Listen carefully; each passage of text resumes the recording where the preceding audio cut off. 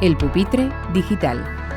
Pues bienvenidos al Pupitre Digital, la entrevista de Radio Éxito Educativo, donde hoy contamos con Gregorio Luri. Muy buenas tardes, Gregorio, y muchísimas gracias por acompañarnos. Buenísimas tardes, aquí estoy con un sol espléndido y el mar Mediterráneo al fondo, o sea que no se puede estar mejor. Y por supuesto, en muy agradable compañía, claro. Eso está muy bien decírselo a los que estamos en Madrid, en la ciudad. A ver, ya sabes tú que perversos los poetas. Hemos empezado con un golpe bajo, ¿eh? Bueno, pues muchísimas gracias, Gregorio. Es un placer contar contigo. Sí. Y bueno, pues la primera pregunta es obligada. Estamos justo en pleno debate, en plena polémica tras la tramitación de ley de la famosa ley CELA. Bueno, ¿qué opinión te merece y en qué situación va a dejar a la educación en España? Sí. Pues mira, más que entrar en los puntos concretos que podemos entrar, y hay puntos discutibles y alguno pues que incluso no tengo reparo en alabarlo, pero más que entrar en el contenido concreto de la ley, lo que realmente me preocupa es otra cosa. Y es la recepción de una ley más, es la octava ley de la democracia. Y la recepción tanto para los que se han manifestado en contra como para los que no se han manifestado es la sensación de otra ley provisional más. Otra ley provisional más. Oí ayer a la presidenta de Madrid decir que en la Comunidad de Madrid iban a elaborar una nueva ley para impedir que los aspectos más negativos de la ley CELA entrase en funcionamiento en la comunidad. Si eso se hace, seguro que por parte del PSOE se recibirá como otra ley provisional más. No estamos hartos, por favor, no estamos hartos ya de provisionalidades educativas, porque la manera como, más allá de los debates ideológicos, periodísticos y todo este ruido que se organiza siempre alrededor de una nueva ley, más allá de eso está el hecho concreto del profesor, el profesor que entra al aula. Y el profesor que entra al aula, estoy convencido que lo hace con la sensación de que él es el definitivo y los políticos son interinos, ¿no?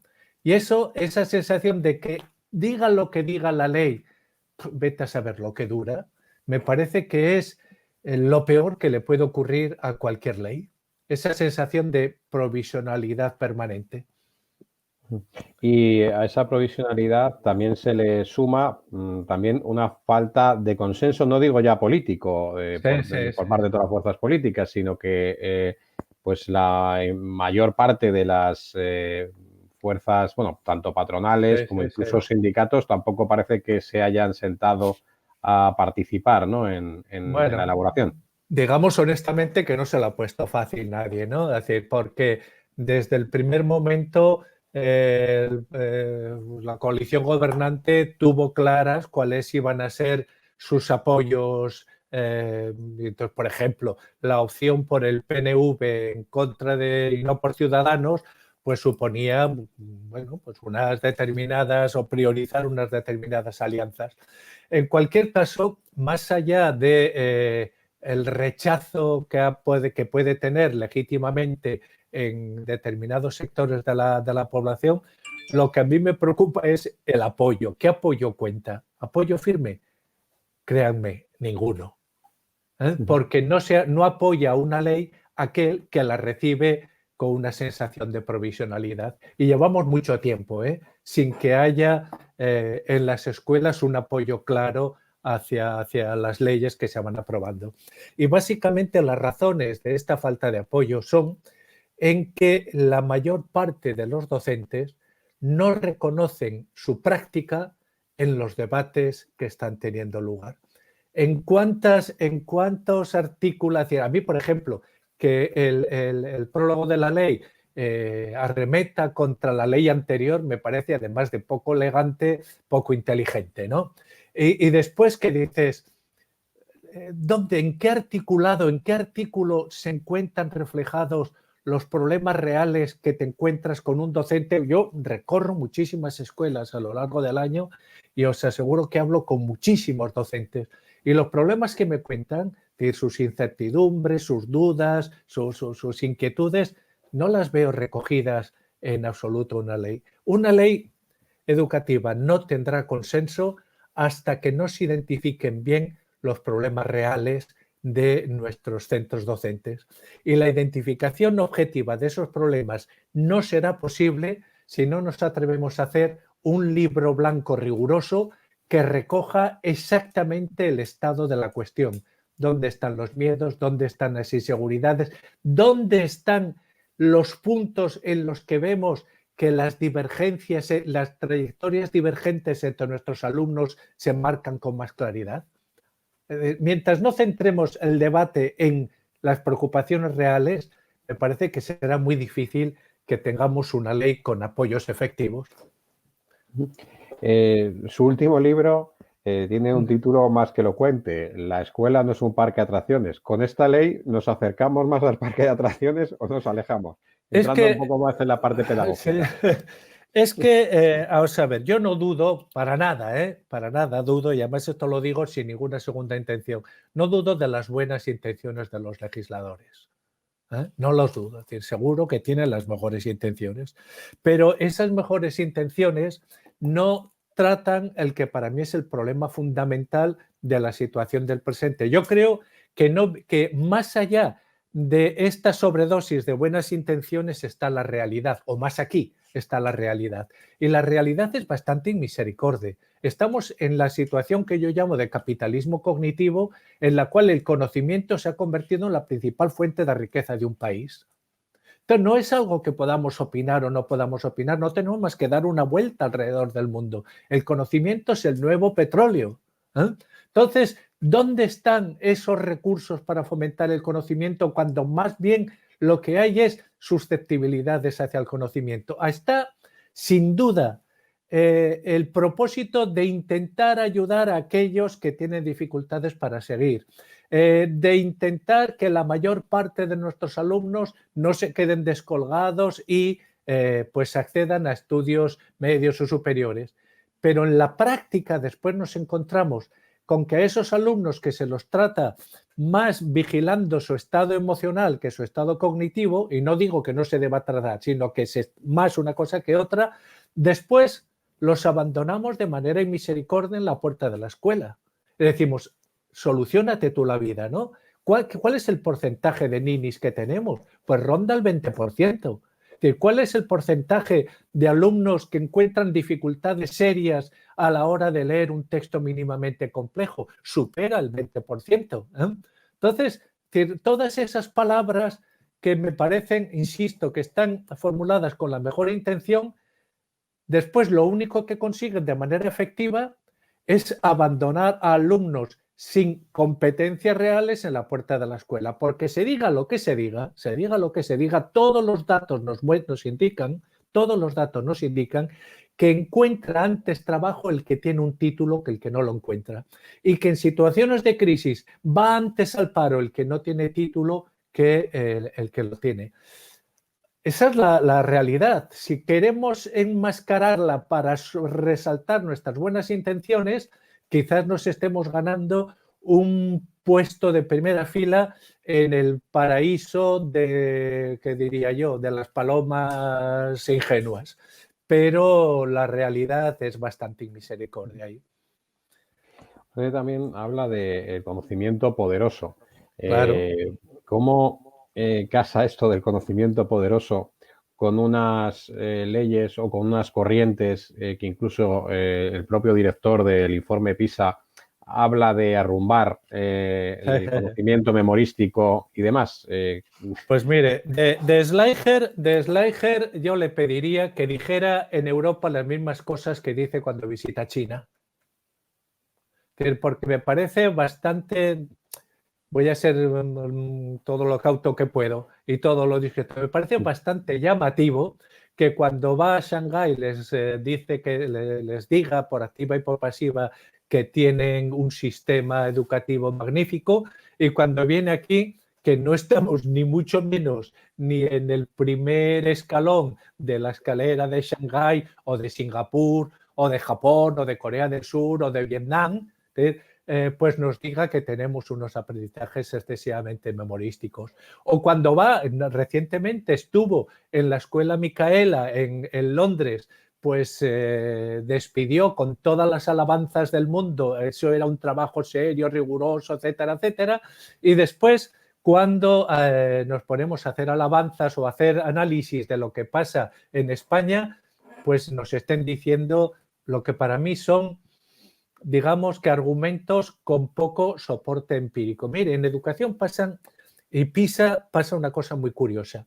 Por alguna razón nos están diciendo a los países mediterráneos que tenemos que fijarnos en los países del norte de Europa. Y eso quiere decir que no nos fijemos en la franja central. Nadie pone como ejemplo, pues, qué sé yo, el sistema holandés o el sistema suizo o el sistema checo. ¿Por qué? Porque contradice no los datos, sino la ideología con la cual se está elaborando PISA. Bueno, pues eso hay que saberlo. Y con respecto a España, pues nos encontramos que las comunidades que tienen mejores niveles de conocimientos, Castilla, León o Navarra, son también las que mejores resultados obtienen en la resolución de problemas. Por algo será. Y usted en alguna entrevista ha afirmado que cuando no se memorizan las cosas, cuando no se memorizan los conocimientos, ¿a dónde van? ¿No? Pues efectivamente, eso a mí me parece terrible el actual desprestigio de la memoria, porque pero parece una pregunta obvia, ¿no? Sí, pero mira, ¿cuándo fue? El jueves o el viernes un periodista me entrevistaba de una manera muy militante hablándome otra vez de la famosa lista de los Reyes Godos, que es el ejemplo que se pone, ¿no?, para desprestigiar la memoria. Es que la lista de los Reyes Godos... Yo tengo 46 años desde la EGB y no la estudié. Yo le dije, vamos a ver, hay varias cosas aquí. Primero, igual no hace falta estudiar la lista de los Reyes Godos, pero sí es bueno saber que Witiza o Bamba no fueron reyes no fueron unos de los Austrias, ¿no?, unos reyes borbones. Igual no es bueno que un alumno... Jugadores de fútbol. Efectivamente. Igual no es bueno que un alumno de primaria o secundaria sepa esa lista, pero es imprescindible que un medievalista la sepa. No desprestigiemos las cosas en general, vamos a ver el contexto. Y con respecto a la memoria, además de que yo creo que la psicología cognitiva ha dejado bien clara la relación que hay entre la memoria de trabajo y la memoria a largo término, y que el desprestigio de la memoria solamente indica un desconocimiento de las aportaciones de la psicología cognitiva, yo a este periodista que me entrevistaba le hacía estas dos preguntas. ¿Conoces a alguien que quiera tener menos memoria de la que tiene? Decía, no. ¿Y a ti no te gustaría tener más memoria de la que tienes? Sí. Pues bien, pues ya está todo. La memoria no es otra cosa que el residuo que deja una experiencia al pasar. Entonces, una experiencia educativa que no deje ningún residuo no es experiencia educativa. Será lo que sea, muy divertida, muy amena, pero si no deja ningún residuo no es una experiencia educativa. Y yo añadiría más. Una parte al menos de ese residuo ha de ser lingüístico, ha de ser una palabra nueva aprendida, un giro sintáctico, etcétera, ¿no? Pero es decir, si no hay residuo, no hay aprendizaje.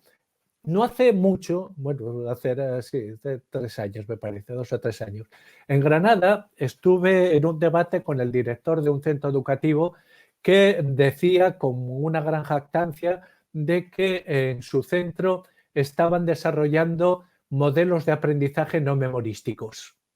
A mí eso me escandaliza que se diga eso, porque entonces la pregunta la tienes, es obvia, ¿no? Y si lo que se aprende no se guarda en la memoria, ¿dónde se guarda? Porque si hay aprendizaje es que algo se ha guardado. Si no se guarda en la memoria, mire usted, hoy por hoy me parecen más modernos y más innovadores los viejos escolásticos que hablaban de las potencias del alma como memoria, entendimiento y voluntad, que los pedagogos posmodernos que nos dicen que para qué vamos a aprender nada si resulta que está todo en Twitter. En Twitter no está todo, en Twitter está todo revuelto, que es distinto. Y por lo tanto, sí. No, esto conecta justo con la Sí. siguiente pregunta que le quería plantear, bueno, parece que, o sea, tiene que haber una corriente que arrolle, ¿no? con la transformación digital, ¿no? Y que tiene que haber una digitalización, que además se confunde a veces digitalización o tecnología con innovación. Entonces, Efectivamente. conectando con Twitter, las redes sociales y, bueno, pues también los estudios que alertan de una disminución incluso de la inteligencia, ¿no? No solamente de Claro. adicciones, etcétera, etcétera, entre menores. ¿Qué les diría a los directivos de los centros, a los dirigentes en general, sobre esa, digamos, fascinación por la tecnología? O sea, a ver, yo primero soy un acérrimo defensor de las nuevas tecnologías. Estamos ahora utilizándolas. Me parece maravilloso. El sábado pasado mantuve una charla con Cúcuta, en Colombia, que estaban organizando el Día Internacional de la Filosofía. A lo largo de estos pues desde marzo para aquí, he tenido charlas con México, Colombia, Perú, Chile, Argentina, Ecuador. Eso me parece fabuloso. ¿Cómo voy a criticar? No seré yo el que critique cuando además pues estoy todo el día trabajando con Internet. Ninguno de los libros que he escrito los hubiera podido escribir sin los recursos que te proporciona Internet. Ahora bien, hay que tener claras dos cosas. Primero, a mi modo de ver, la tecnología no es más que un conjunto de prótesis antropológicas que amplifican lo que ya somos. Pondré un ejemplo muy trivial, pero me parece que claro. Si a mí me interesa la pornografía, nunca he tenido más posibilidades de acceso a la pornografía que hoy con Internet. Pero si me interesa, como esto, pues mira, llevo varios meses inmerso en el siglo de oro español. Si te interesa el siglo de oro español, tienes portales que te permiten el acceso a obras que no las encuentras en la librería o en la biblioteca más cercana. Y eso es un lujo extraordinario. Además, pues podría poner muchísimos, un ejemplo solo, un ejemplo que me parece perfectamente paradigmático de la importancia que es completar la información técnica para manejar Internet con algo que llevas contigo y que no depende de Internet. Cuando estaba escribiendo un libro que era una especie de biografía de Caridad Mercader, la madre de Ramón Mercader, el asesino de Trotsky, hice todo lo posible por acceder en Moscú a los archivos de la Tercera Internacional, que estuvieron abiertos en tiempos de Yeltsin y ahora están cerrados a cal y canto. Y hablando con una historiadora alemana me dijo, pero hombre, siendo español tú no tienes que tener problemas para acceder. Y le dije, explícame eso. ¿Qué quiere decir que siendo español no te... Mira, tienes que dirigirte a tal persona y háblale de Cervantes, de Lope, de Calderón, háblale de la poesía tal y cual, le gusta mucho tal. Pues yo inmediatamente me dirigí a esa persona y le hice un mail larguísimo hablándole de Cervantes, de Lope, de Calderón y de, bueno, pues todo lo que... A los 10 minutos de enviarlo recibí la respuesta, dígame usted lo que quiere. ¿Qué pasa? Que las nuevas tecnologías te ayudan a muchísimas cosas, pero hay algo a lo que no te ayudan. Eres tú quien tiene que llevarlo a escribir un mail, por ejemplo, o a mantener una conversación con alguien pues que está en Moscú y que tienes que mantener una conversación al mismo tiempo educada y a ser posible que esté lo suficientemente tensionada como para que te ofrezca información. En este caso estoy hablando de un ex agente de la KGB, ¿no? Eso no está en Internet. Internet te ofrece la posibilidad de contacto, pero lo que hagas tú con ese contacto depende de ti. O lo llevas dentro o Internet solamente te va a dar una mínima parte de sus posibilidades. Eduquemos a la persona en lo que es, sabiendo que las nuevas tecnologías amplificarán lo que ya son. Ha comentado algo muy importante también y que es algo que también lo ha defendido o incluso lo ha denunciado, yo creo, en distintas entrevistas, ¿no? y en sus publicaciones, ¿no? Que es también la falta de lenguaje, ¿no? Habla de que cómo se puede manejar un estudiante con menos de 500 palabras, ¿no? Entonces, ¿qué está pasando con el estudio de las humanidades? ¿Qué está pasando con el estudio de la lengua? Además, como encima, confrontando, ¿no? que si la lengua vehicular, que si el catalán, que si el castellano, que si el resto de lenguas, que si el bilingüismo, el trilingüismo. ¿Qué visión hace de esto, de este dato terrorífico, ¿no? De que un estudiante no se maneje con un lenguaje amplio? Has comentado antes algo que es muy, muy interesante y al mismo tiempo muy inquietante, y es el descenso de los test, de los resultados de los test de inteligencia en lo que llevamos de siglo en una serie de países. Eso debería... el efecto Flynn. Efectivamente. Eso debería llamarnos poderosamente la atención, ¿no? Porque ahí hay un índice que, por mucho que se diga, por mucho que hoy no esté bien visto hablar de cociente intelectual, resulta que aquellos que de manera, digamos, natural tienen más capacidades para adaptarse a lo nuevo son precisamente aquellos con un cociente intelectual más alto. Digamos que los que tienen un cociente intelectual más alto ya llevan una serie de competencias de serie, que les va a permitir adaptarse. Por eso, por ejemplo, en China cada vez se valora más a la hora de contratar no la inteligencia emocional, sino la inteligencia estricta, ¿no? El cociente intelectual, porque saben que son más capaces de aprender contenidos nuevos y adaptarse también a lo nuevo.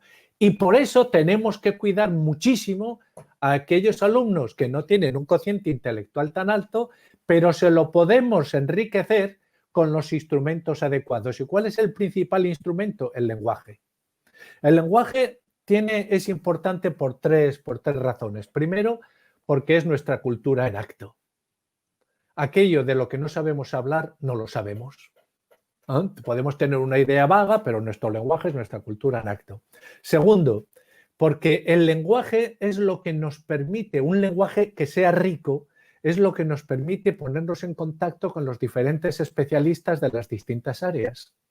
Por eso es importante crear una cultura común que sea lo más rica posible, para que no haya nadie que se quede descolgado de la posibilidad de contacto.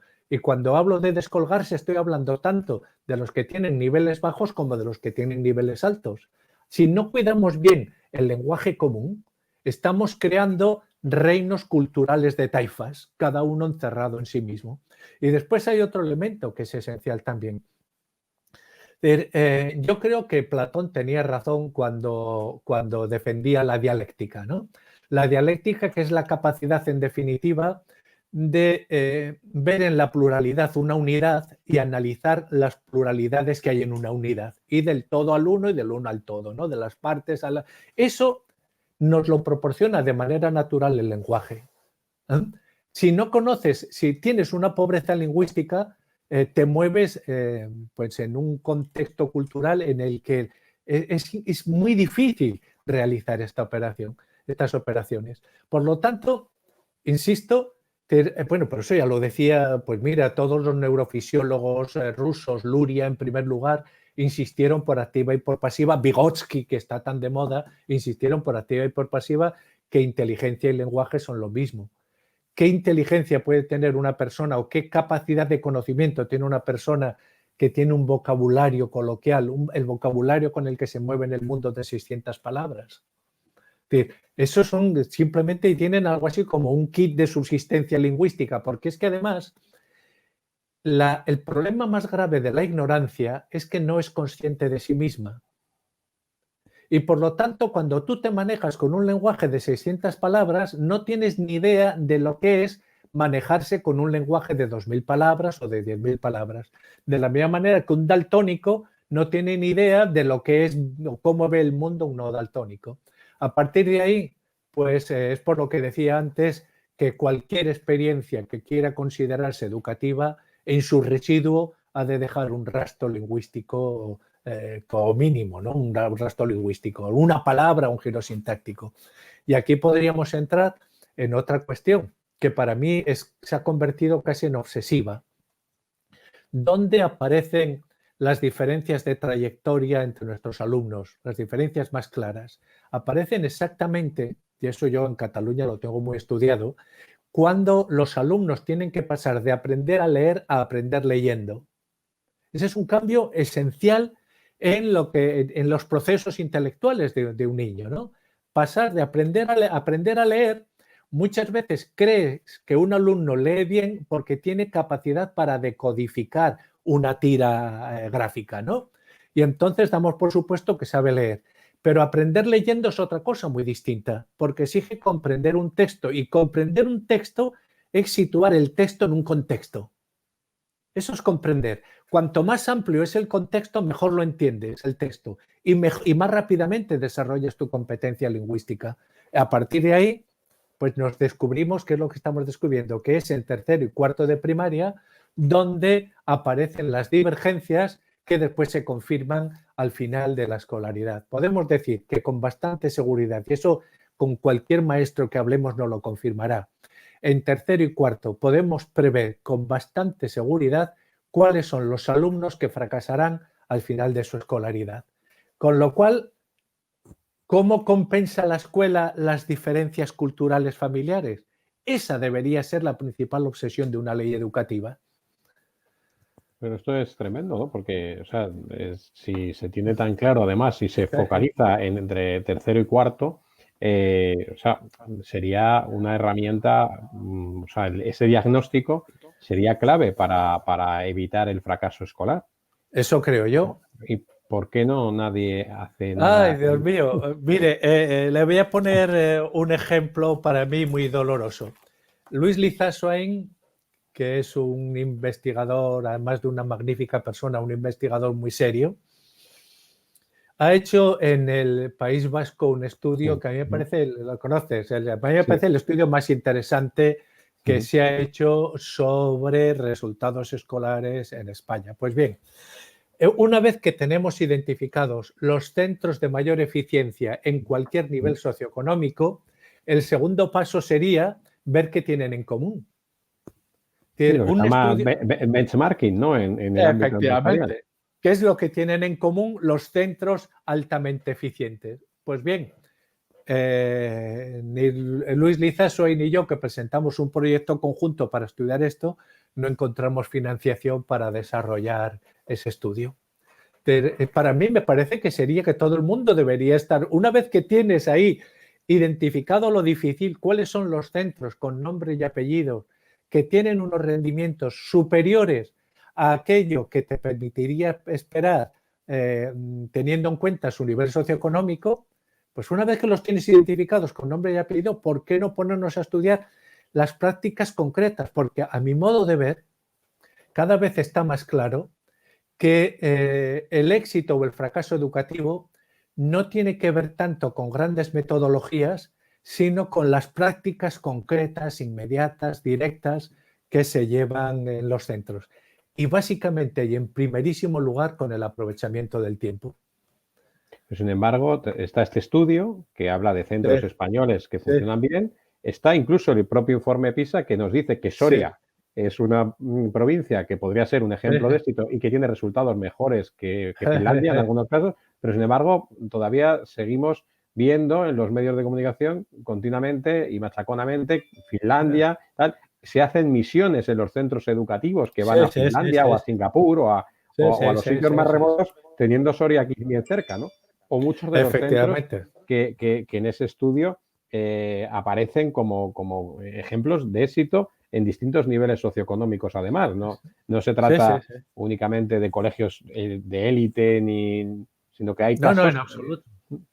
En absoluto, porque es en que escuelas además... públicas y en barrios humildes, incluso. ¿Cómo? Claro. Es que la eficiencia no tiene que ver solo con los resultados.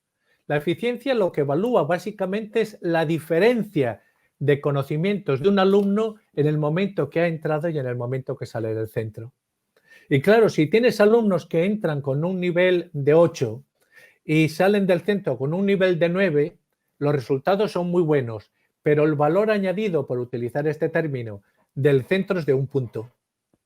Mientras que si tienes alumnos que entran con unos conocimientos de 2 y salen con unos conocimientos de 7, sus resultados finales serán inferiores a los del primer centro, pero el valor añadido es de 5 puntos, es mayor, es más eficiente este segundo centro, ¿no?, que el primero. Por eso es tan importante ver que efectivamente, y además eso lo comprobamos y lo sabemos todos, hay centros en barrios muy ricos que tienen unos resultados muy pobres y hay centros en barrios pobres que tienen unos resultados muy buenos, lo cual por otra parte es esencial señalarlo para dar esperanzas y confianzas a aquellos niños pobres que les están diciendo muchísimas personas que pobres, si tenéis este nivel socioeconómico no vais a hacer nada en la vida, ¿no? Se puede. Hay elementos para al menos compensar las dificultades, los niveles pobres de origen. Podríamos decir que sin ninguna duda la pobreza condiciona, pero no determina. Y ese es, yo creo, el mensaje optimista que deberíamos llevar a las escuelas pobres. Don Gregorio, hablando un poco y centrándonos también en los temas de gestión en los centros educativos, bueno, pues en países como Suecia hay un gran nivel de autonomía en la gestión de los centros. ¿Cree que en España existe esa autonomía para que los directores de los centros, los equipos directivos, puedan gestionar con eficiencia e inteligencia los recursos educativos y consigan al final mejores resultados? Aquí yo tengo una teoría un tanto especial. Especial porque no la veo compartida, pero en fin, uno tiene que defender aquello que cree, ¿no? Y si estás equivocado, pues reconocerlo sin más. Yo creo que la autonomía de los centros se está incrementando y se incrementará cada vez más. Por una razón fundamental. No porque los poderes públicos crean a pies juntillas en esa autonomía, puesto que de hecho cada vez exigen más burocracia en los centros, ¿no? Sino porque son conscientes de su progresiva incapacidad para generar consensos educativos amplios. Entonces, como ante la dificultad de generar consensos educativos amplios, se está yendo hacia una mayor autonomía. Y esa autonomía se acabará imponiendo por una serie de razones. Ahora bien, hay un contrasentido enorme entre dar o incrementar la autonomía de los centros y restringir la libertad de elección de los padres. Porque si resulta que el único criterio va a ser la proximidad a casa y el centro de cerca de mi casa tiene autonomía para desarrollar los métodos que quiera, entonces me encuentro con un trágala. Si yo resulta que veo que el centro que está más lejos, pues por los métodos, por mi visión de lo que es una persona educada, por lo que sea, y ahora no estamos hablando de pública, privada, concertada, sino estamos hablando de las lógicas consecuencias de un incremento de la autonomía de los centros, ¿no? Pues entonces, si no tengo posibilidad de elección, que además sería el criterio de evaluación más objetivo, pues estoy engañándome a mí mismo. ¿Por qué? Porque estoy dando una autonomía que en la práctica no tiene la repercusión o el potencial que debiera tener. Creo, además, que una autonomía no debería estar reñida en absoluto con una evaluación final rigurosa. Que la autonomía debiera ser, escucha, tú tienes que llegar hasta aquí, tú partes de Cádiz y tienes que llegar a Santiago de Compostela, yo te voy a evaluar si llegas a Santiago de Compostela o te quedas en Ciudad Real. Yo te voy a evaluar si llegas. Ahora bien, llega como te parezca. Busca los medios, procedimientos, agrupaciones, eso te lo dejo a ti, pero quiero que llegues porque si no, no tendría sentido, ¿no? Y esto obviamente significa también que hay una cultura de la evaluación de los centros, una cultura rigurosa de la evaluación de los centros, ¿no? Que yo creo que en estos momentos aún no tenemos. ¿Y esa autonomía no podría tender o confundirse a veces con una atomización? En vez de... Claro. Pero, a ver, toda medida que hagamos política en sentido amplio, toda medida que hagamos en política puede ser pervertida cuando tienes unas intenciones torcidas. Bueno, eso ya decían los viejos que echa la ley, echa la trampa, ¿no? Claro que sí. En política es difícil encontrar causas inmaculadamente buenas. Siempre hay la oportunidad para que la persona taimada obtenga un beneficio en su propio provecho. Pero, insisto, cuando una en un sistema escolar tan centralizado como el de Francia se reconoce a sí mismo incapaz para generar consensos y por lo tanto para recuperar la vieja escuela republicana francesa. Y además se están produciendo fenómenos tan curiosos como resulta que en Francia, la Francia laica, sean las escuelas católicas las que están creciendo precisamente porque están compitiendo con las escuelas públicas en los barrios más marginales, pues merece la pena estudiarlo. Cuando resulta que en Inglaterra, que ya sabe usted que todos los años hacen públicos los baremos de resultados de los centros. Llevamos ya varios años que son escuelas musulmanas femeninas las que están obteniendo los mejores resultados, pues habrá que analizarlo. Entonces, es que lo que no podemos hacer es ponernos una especie de vela de buenas intenciones en los ojos que nos vea la realidad únicamente desde la perspectiva de nuestra moralina. Tenemos que atrevernos a mirar cara a cara. Cuando la primera escuela musulmana que se abre en Francia, de esto estuve hablando yo con ellos, le ponen el título, el nombre de la escuela, la réussite, el éxito. Yo les pregunté... Nos gusta en un medio que nos llamamos éxito educativo. Ahí va, pues el éxito, la réussite. Y yo les pregunté, ¿por qué? Me contestaron, porque el primer deber de un musulmán francés es ascender socialmente. Bueno, pues ya está todo dicho, ¿no? Y dentro de los aspectos de la gestión de los centros educativos, usted que visita muchos colegios, ¿qué aspecto, más allá de la parte pedagógica, cree que debería también mejorar? ¿O cree que están bien gestionados en general? Porque, o sea, hay otras organizaciones que están muy profesionalizadas. La respuesta es clarísimamente es que no. No me imagino ninguna empresa mínimamente seria dirigiéndose con los criterios que funciona un claustro de profesores. O sea, seamos honestos. Eso es un titular, ¿eh? Bueno, pero seamos honestos. Esto es, tienes, por ejemplo, esa incapacidad para avanzar con tus propias conclusiones, ¿no? Cuando llegas a un claustro de profesores, o un profesor de una manera muy gráfica me dice, mi claustro es el claustro de la marmota. Siempre estamos con aquella película, siempre estamos discutiendo las mismas cosas, efectivamente.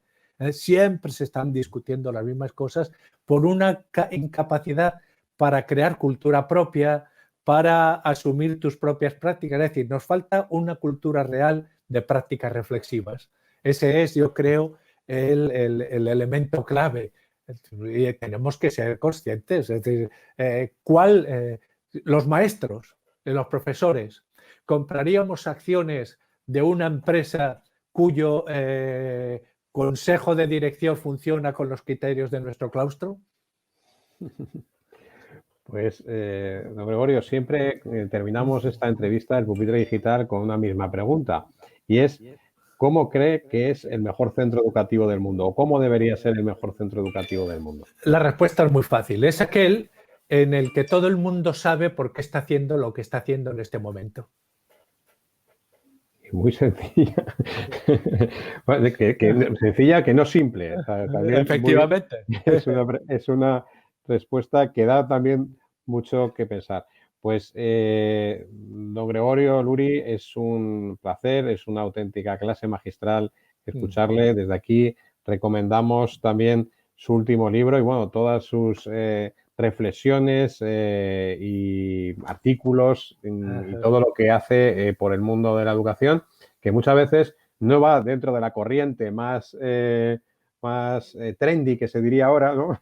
Bueno, aquí tengo que interrumpirte, ¿eh? Aquí tengo que interrumpirte, porque uno de los problemas educativos de España es que tendemos a creer que nuestros problemas internos son problemas universales. Como los vivimos con tanta intensidad, pues tendemos a pensar que, claro, si nosotros nos oponemos a la educación diferenciada, en todo el mundo mundial la gente se opone a la educación diferenciada. Pues resulta que, por ejemplo, las feministas socialdemócratas de Berlín la apoyaron desde el primer momento, ¿no?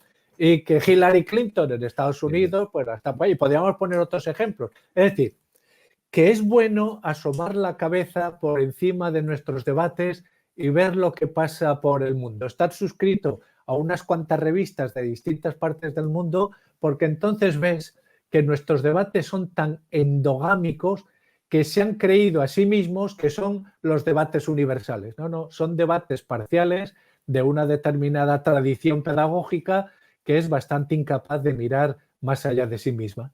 Y podríamos, en ese mismo sentido, podríamos hablar también de quien piensa en España, que es una corriente absolutamente también casi generalizada, de que la educación concertada es una anomalía española, cosa más absolutamente lejana de la realidad y que la vemos desde Suecia hasta en cualquier país europeo, ¿no? Y en Estados Unidos. En Canadá, que es tan alabada, ¿no? el país, especialmente por nuestra socialdemocracia, pues tienes incluso dentro de determinadas escuelas la posibilidad de elegir lo que quieres.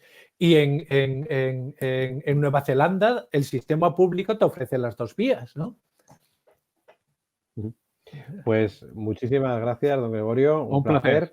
Y ya sabe dónde tiene éxito educativo para poder, como siempre, compartir sus interesantes reflexiones y desde aquí informaremos también de sus nuevas publicaciones, que seguro que no va a parar. Seguro que no. Muchísimas gracias. Gracias, hasta siempre.